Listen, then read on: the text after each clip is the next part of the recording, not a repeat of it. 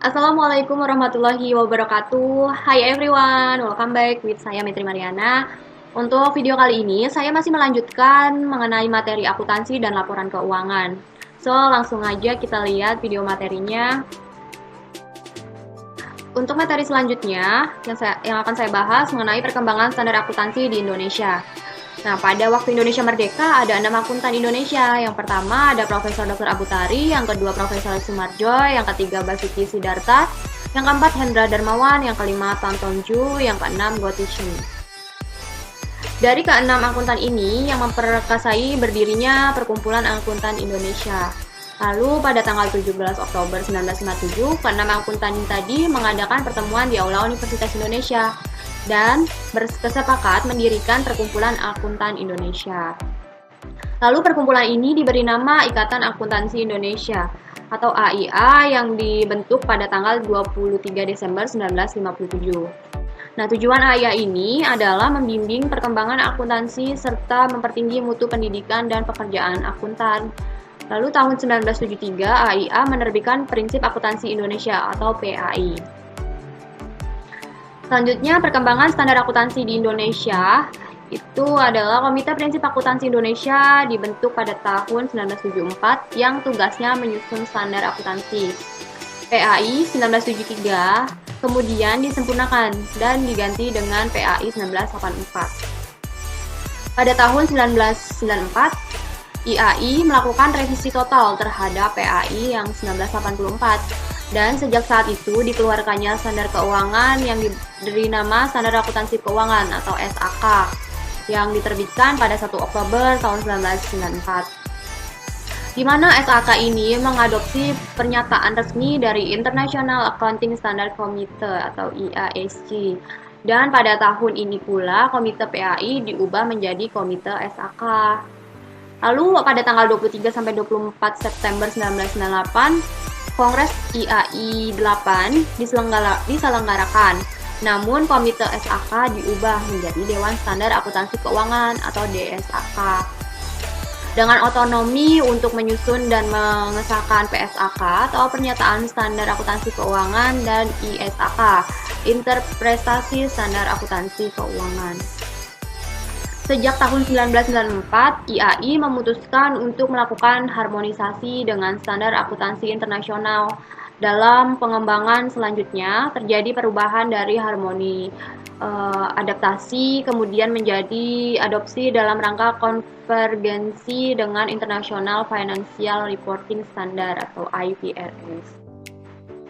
Nah, standar akuntansi keuangan terus direvisi secara berkesinambungan, baik berupa penyempurnaan maupun penambahan standar baru sejak 1994.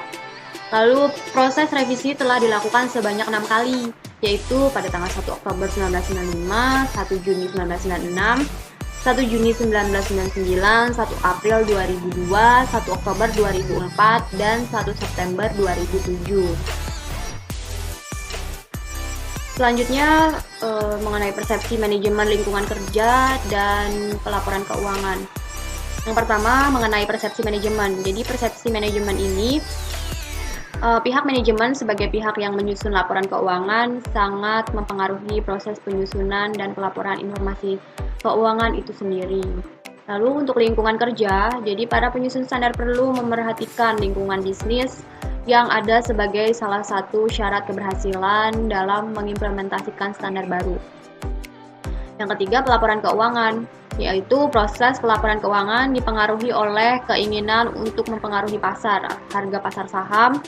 Selain itu, pelaporan keuangan dipengaruhi oleh proses politik yang terlibat dalam pembentukan regulasi. Selanjutnya, tantangan akuntansi di masa mendatang. Nah, peran akuntansi sangat penting sekali, terutama dengan semakin berkembangnya dunia bisnis. Di saat dunia bisnis berkembang dan melaju dengan sangat pesat, profesi akuntansi diperlukan untuk manajemen dan integritas pelaporan keuangan. Profesi akuntansi mau tidak mau harus senantiasa beradaptasi dengan perubahan dunia usaha yang semakin cepat dan kompleks. Lalu profesi akuntansi harus mampu mengatasi resiko kemungkinan tidak terpenuhinya kebutuhan user akan informasi. Dalam hal ini sangat penting bagi profesi akuntansi untuk berusaha membangun visi, yaitu bagaimana sebaiknya akuntansi di masa mendatang dan bagaimana meraihnya.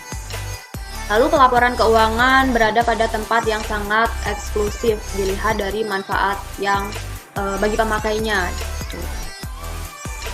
Lalu selanjutnya mengenai masa depan pelaporan keuangan.